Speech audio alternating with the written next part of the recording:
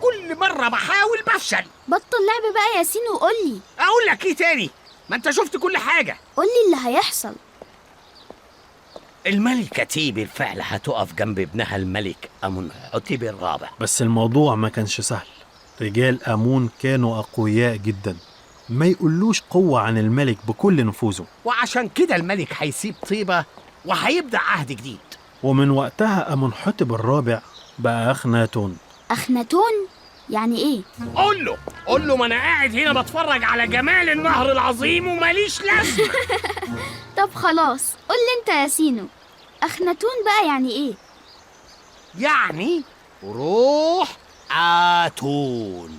أمونحوتب الرابع أو أخناتون يعتبر من أوائل الملوك اللي قرروا يتخلوا عن فكرة تعدد المعتقدات عند قدماء المصريين.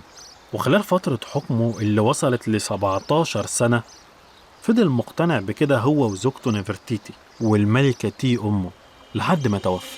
تي هي ما للأسف يا يحيى بعد الانتقال بفترة بسيطة هتتوفى. يبقى لازم المستشار الصغير يودعها.